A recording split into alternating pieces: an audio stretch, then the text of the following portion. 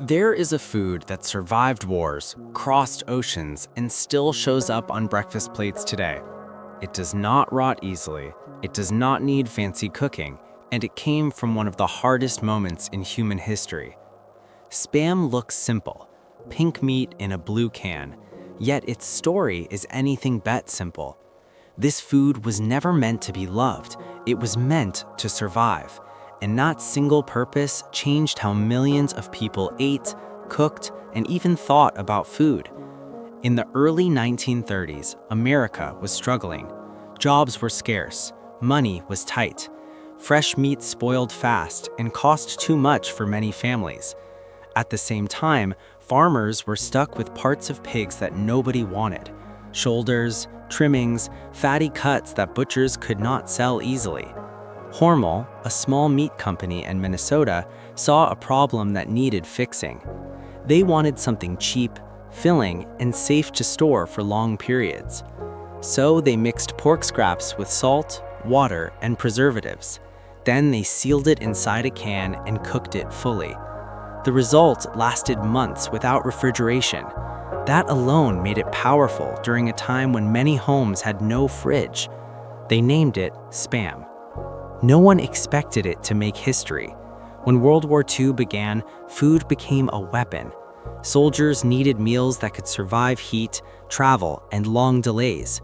Fresh meat failed that test. Spam did not. The US military shipped millions of cans to troops across Europe, the Pacific, and Africa. Soldiers ate it fried, boiled, mashed, or cold straight from the can. It was not fancy and not exciting, but it kept people alive. Entire countries were introduced to Spam through war supply lines. Places like Hawaii, South Korea, and parts of the Philippines learned to cook with it because there was little else. Spam stopped being just food. It became a symbol of survival. After the war ended, many soldiers returned home with mixed feelings about Spam. Some hated it.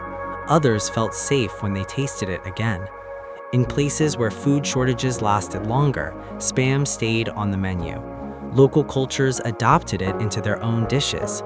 In Hawaii, it became part of breakfast plates with rice and eggs.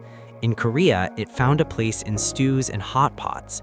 In island nations, it replaced fresh meat that was hard to import. What began as emergency protein slowly turned into comfort food. It reminded people of family meals and hard times survived. That emotional link helped Spam outlive its original purpose. Spam is simple by design. Pork, salt, water, sugar, preservatives. That simplicity helped it last. It also raised health questions that still matter today. Spam is high in sodium. One serving can take up a large part of the daily salt limit. It also contains saturated fat, which can raise cholesterol when eaten often. Preservatives like sodium nitrate help stop bacteria, but have been linked to health risks when consumed frequently. Spam was never meant to be eaten every day. It was built for emergencies. The problem came when emergency food became normal food. Spam survived because it fits modern life in a strange way. It is cheap and fast, does not spoil easily. In areas with limited access to fresh meat, it still fills a real need. In busy households, it saves cooking time. There's also nostalgia. Many people grew up with it on the table. That emotional pull matters more than nutrition labels for many families. Food is not just fuel, it carries memory. Spam is not evil. It's not healthy either. Its story shows how food made for survival can quietly become part of daily life. It also shows how convenience can override long-term health thinking. Eating Spam once in a while is unlikely to cause harm. Relying on it as a main protein can strain the heart and blood pressure. The can was built for war. Our bodies were not. Spam tells a bigger story than meat in a can. It reflects fear, survival, comfort, and habit. It reminds us that many foods on our plates were shaped by crisis, not nutrition.